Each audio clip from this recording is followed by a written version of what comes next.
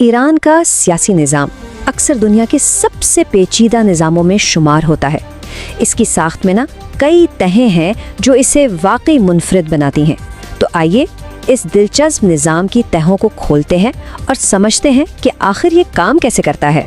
तो सबसे पहला और सबसे बड़ा सवाल यही उठता है कि ईरान में असल ताकत है किसके पास।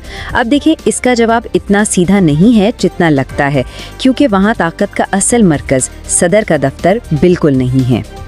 अच्छा, इस पूरे सिस्टम की जड़ों तक पहुँचने के लिए हमें थोड़ा माजी में झांकना पड़ेगा, उस एक बड़े वाक़ये की तरफ जिसने आज के ईरान की शक्ल तय की।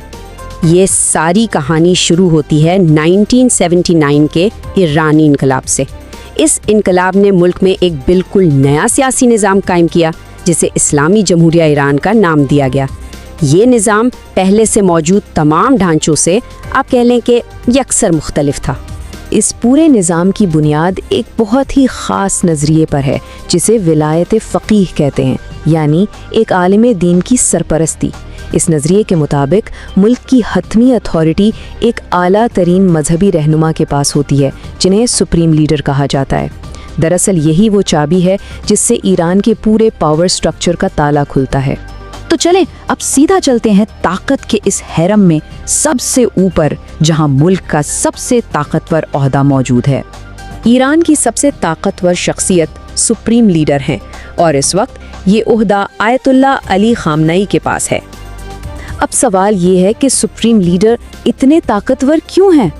तो इसकी वजह है इनके पास मौजूद इख्तियारात। मुल्क की तमाम बड़ी पॉलिसियों पर हतमी फैसला इन्हीं का होता है। वो मुसल्लह अफवाज के कमांडर इन चीफ हैं। अदलिया भी इनके कंट्रोल में है और रियासती मीडिया पर भी इनका गहरा असर है।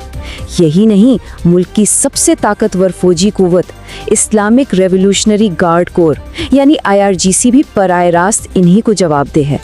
तो इस सब का सीधा सीधा मतलब ये है कि ईरान में सदर के मुकाबले में सुप्रीम लीडर के पास कहीं ज़्यादा ताकत है। ये इस निज़ाम की एक बुनियादी हकीकत है जिसे समझना बहुत ज़रूरी है। अच्छा, तो फिर सदर का क्या किरदार है? आइए देखते हैं कि ये मुंतखब ओहदा इस पूरे ढांचे में कहाँ और कैसे फिट होता है। ईरान में सदर को अवाम बराह रास्त वोट देकर मुंतखब करते हैं। ये अवामी नुमाइंदगी की एक अहम अलामत है, लेकिन इनका दायरा इख्तियार सुप्रीम लीडर के मातहत काम करता है। अब ज़रा इन दोनों किरदारों का मवाजना देखें। एक तरफ सुप्रीम लीडर हैं जो हतमी अथॉरिटी हैं और मुल्क की तवील मुद्दती हिकमत अमली तय करते हैं। दूसरी तरफ सदर हैं जो हुकूमत के सरबराह के तौर पर रोज़मर्रा के इंतज़ामी उमूर चलाते हैं, मईशत की देखभाल करते हैं और हुकूमती पॉलिसियों पर अमल दरामद करवाते हैं। लेकिन याद रहे, तमाम बड़े मामलात पर आखिरी फैसला सुप्रीम लीडर का ही होता है। लेकिन कहानी सिर्फ इन दो ओहदों पर ख़त्म नहीं होती। ईरान में कुछ और भी गैर मुंतखब इदारे हैं जो बहुत ज़्यादा असर व रसूख रखते हैं और पर्दे के पीछे एक बड़ा किरदार अदा करते हैं। इनमें से एक है मजलिस खुबरगान यानी असेंबली ऑफ एक्सपर्ट्स। ये 88 उलमा पर मुश्तमिल एक इदारा है जिसकी सबसे बड़ी और अहम तरीन जिम्मेदारी मुल्क के सबसे ताकतवर शख्स यानी सुप्रीम लीडर का इंतखाब करना है। इसी तरह एक और इंतहाई अहम इदारा है गार्डियन काउंसिल। ये 12 रुकनी काउंसिल इंतखाबात में हिस्सा लेने वाले तमाम उम्मीदवारों की छानबीन करती है और पार्लियामेंट से पास होने वाले कवानीन का भी जायज़ा लेती है।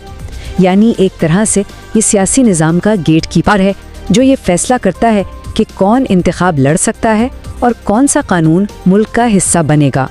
तो जब हम इन तमाम इदारों और ओहदों को एक साथ मिलाकर देखते हैं तो हमारे सामने ताकत के एक बहुत ही मुनफरिद तवाज़ुन की तस्वीर उभरती है। ईरान का निज़ाम दरअसल मजहबी क़ियादत और जमहूरी अनासर का एक पेचीदा इम्तिजाज है। एक तरफ मजहबी रहनुमा है जिनके पास हतमी अख्तियार है और दूसरी तरफ अवाम है जो अपने सदर और पार्लियामेंट का इंतखाब करते हैं। और ताकत का यही अनोखा तवाज़ुन ईरान को आलमी सियासत में एक बहुत ही अलग और नुमाया मुकाम देता है, जिसे समझे बगैर बैनुल अक़वामी ताल्लुकात को पूरी तरह समझना तकरीबन नामुमकिन है।